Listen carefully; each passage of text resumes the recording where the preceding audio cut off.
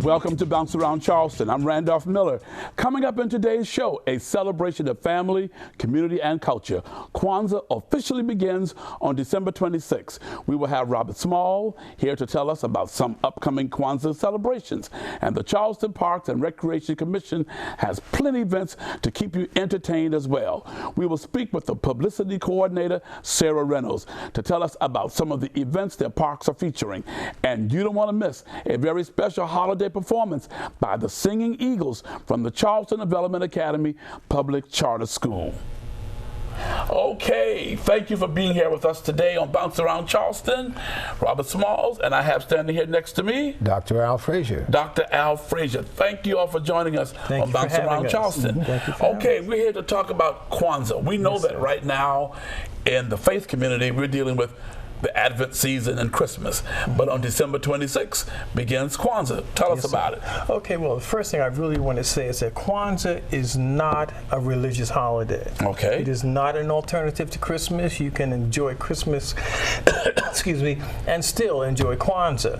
Kwanzaa is basically a celebration of 7 days of people coming together and family and discussing things that will help improve their family life, community life, and all the other things that are around it with just living in Charleston. Well, it's my understanding that there are some basic principles of Kwanzaa. Tell us about those. Okay, the principles are based around something that we call the Nguzo Saba.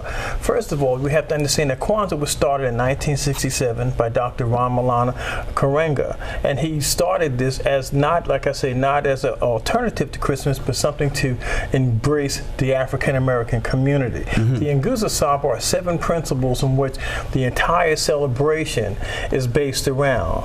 Of the first one being Umoja, which talks about unity in the family, and in the community, right? And then after that, we have what we call Kuji Chakalia. Kuji Chakalia. That's a mouthful. I'll tell you. Kuji Chakalia deals with self-determination. Okay. That means that we determine who we are, we define ourselves, and we do for ourselves so that no one else is left to put labels on us, that we do those particular things. After that, we have Ujima. Ujima is cooperative economics. That is where we talk about building stores and supporting our businesses so that people in the community can benefit from those, and the people who run those particular businesses can. It's like supporting your own. There you go. Okay. Exactly. And then after that, we have Ujima. Ujima deals with collective work and responsibility. That means that when we work together, we are also responsible for the things that go on in our communities. And therefore that means keeping our streets clean, keeping our property clean, helping neighbors who need help, elderly people who might need help mowing lawns, whatever needs to be done. So basically these principles are basically teaching you how to live and do right. Exactly. Okay, Dr. Frazier, what is your role in all of this? My role has been principally as support for the committee. The Kwanzaa Planning Committee has been doing this for 36 years in Charleston now. I haven't been around Charleston all that time, but I've been back home, I call it home because I was born here, since 1995, and I've been participating in Kwanzaa since that time.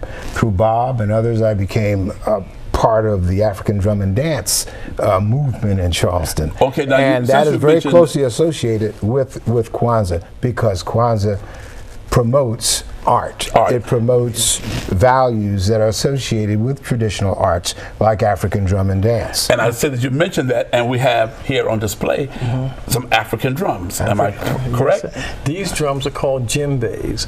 And djembes are some of the oldest form of drums in the world. And today they're very, very popular among African drum and dance groups, although they're not exclusive. A lot of times we also use things such as the conga drums, which were a couple of years ago, they were the primary drum in African drum and dancing. But the djembe is a lot higher pitched and a lot faster, coming from the West African region. Okay, now what else do we have here in front of us? This is our setup for Kwanzaa. In Kwanzaa, you have a setup, and these setup we do for every particular event, for each of the 7 principles. That's why we have the 7 candles, which are called mishumas. They are set on a candle holder that we call call the Kanara. Also, as a part of your setup, we have the Unity Cup. The Unity Cup is a Kokombi Umoja. Now, traditionally, what you would do is the cup would be filled with a particular beverage, juice or whatever, and passed around the family members, or in a bigger group, passed around. Now, we don't drink out of the cup when we're in a big group. Okay. It's a symbolic kind of a symbol there. You see the corn, which also represents the family, because of the many ears of corn, and you see the books, which are the small, what we consider small gifts. They are called the Zawadi, and the Zawadi are things that are given traditionally on the last day of Kwanzaa, which is Imani, faith, and they are given to the children because we try to de-emphasize the big expensive kinds of gifts, and we look for, we try and give things that are going to be educational or things that you make yourself. That you can use that will have value. There you go. Yes, Teaching them, getting them to read and educate themselves. Exactly. Okay.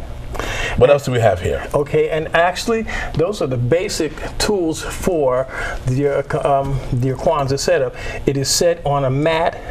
The straw mat is called the mkeka, and the mkeka symbolizes the earth. So everything coming from the earth, and all of these things here are the things that spring from that. Kwanzaa is basically a celebration in its African roots dealing with the harvest. Okay, and traditionally in Africa, the harvest took place in December, and so they were called. That's why Kwanzaa, translated into English from Swahili, means first fruits. Okay, so your basic celebration will begin when? On December the 26th. With the Kwanzaa service? With the Kwanzaa, our first service will be an ecumenical service that will be held at Nichols Chapel AME Church. It'll be at 7 o'clock, and there we will have speakers who will address each of the 7 principles.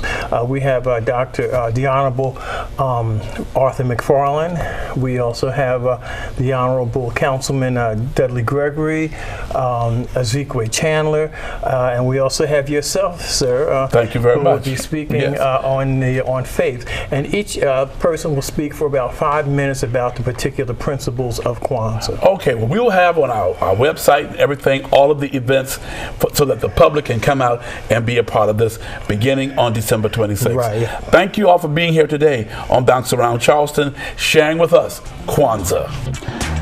Stay with us. Sarah Reynolds coming up next.